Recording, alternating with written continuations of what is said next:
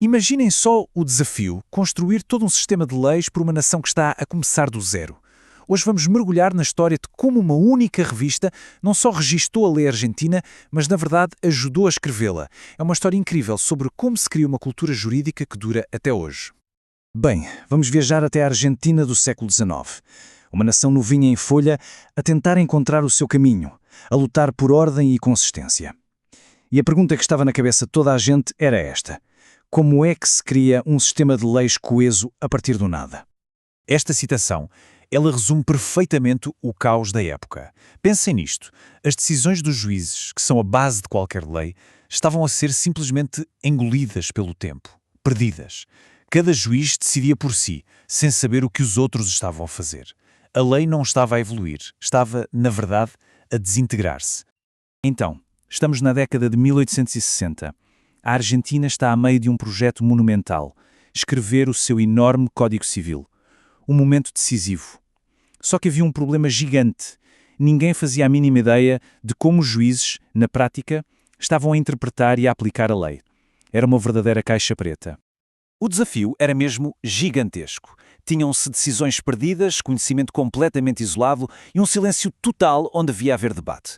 A solução precisava de atacar estes 3 pontos: publicar as decisões, criar uma base de conhecimento comum e, talvez o mais importante, abrir um espaço, uma praça pública para a comunidade jurídica discutir ideias.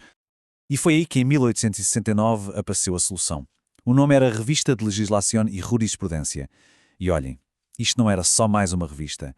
Foi um projeto que nasceu para ser revolucionário, pensado especificamente para abrir aquela caixa preta da lei argentina. E quem é que estava por trás desta ideia genial? Não eram os quaisquer. Eram 4 dos professores mais respeitados da Universidade de Buenos Aires. Esta origem académica deu à revista uma credibilidade imediata, um selo de qualidade e rigor que a distinguiu logo de início.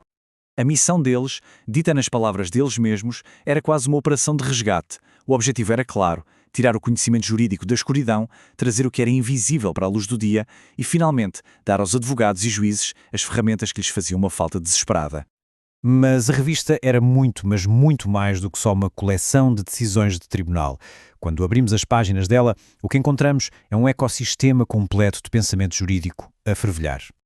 Cada volume era uma mistura super rica e variada. Dá para ver aqui na distribuição. A jurisprudência, claro, era a espinha dorsal, mas vinha sempre com comentários críticos. Havia espaço para artigos originais, traduções que traziam o que se discutia lá fora, críticas de livros e, fundamental, uma secção para os debates e polémicas que agitavam a comunidade. E essa perspectiva era muito internacional. A revista não queria saber só do que se passava na Argentina. Pelo contrário, ela ligou a comunidade jurídica argentina às conversas mais importantes que estavam a acontecer na Europa, traduzindo artigos de publicações de topo de Espanha, França e Bélgica. E não era só pensar no presente. A revista olhava para o futuro, defendendo a pé juntos a reforma do ensino do direito. Os fundadores sabiam que um sistema de leis forte só se constrói com advogados e juristas bem preparados. Eles estavam a moldar a lei, sim, mas também quem a iria proteger no futuro. Se calhar, a função mais importante da revista foi mesmo a de servir como uma arena pública. Foi ali, nas suas páginas e não nos tribunais, que as grandes batalhas de ideias sobre o futuro da lei argentina foram travadas, à vista de todos. E a maior de todas essas batalhas girava à volta desta questão: a codificação. Devia a Argentina seguir o modelo europeu e juntar todas as suas leis civis num único código gigante? Ou devia deixar a lei evoluir de forma mais orgânica, caso a caso? De um lado do debate, tínhamos vozes céticas como a de Florentino González. Para ele, os códigos eram uma coisa rígida, parada no tempo.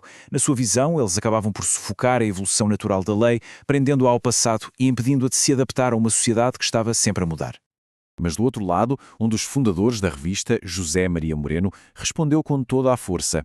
Para ele, a codificação era uma necessidade absoluta. Ele defendia que, ao tornar a lei clara, acessível e organizada, um código, na verdade, acelerava a sua melhoria, porque tornava muito mais fácil encontrar e corrigir as falhas. Apesar de ter sido o palco destes debates tão vitais, a vida da revista foi surpreendentemente curta, mas o seu legado, esse foi gigante. No fundo, a revista funcionou como um grande espelho. Pela primeira vez, a comunidade jurídica argentina pôde olhar e ver-se refletida. Pôde ver como a lei era praticada, como era debatida e como se estava a desenvolver em tempo real por todo o país. O impacto foi mesmo profundo. Ela criou um espaço público onde antes só via silêncio. Funcionou como um laboratório, onde as ideias teóricas eram testadas contra a realidade da prática. E, acima de tudo, começou a tecer os fios soltos de uma cultura jurídica nacional, unindo o que antes estava fragmentado. Ao todo, foram publicados 12 volumes. 12, ao longo de 11 anos. 12 volumes que, na prática, lançaram as bases para a jurisprudência moderna da Argentina. E depois, o silêncio. Em 1880, aquela publicação que tinha sido tão central, tão revolucionária, simplesmente parou. Sem aviso, sem uma edição final. Desapareceu. O motivo deste desaparecimento súbito continua a ser um mistério até hoje. E isso deixa-nos com uma última questão para pensar. Quando uma ideia tão transformadora se cala de repente, o que é que fica? Será que o seu impacto continua a ecoar, mesmo depois de as suas páginas pararem de ser impressas? A história da lei argentina parece dizer que sim.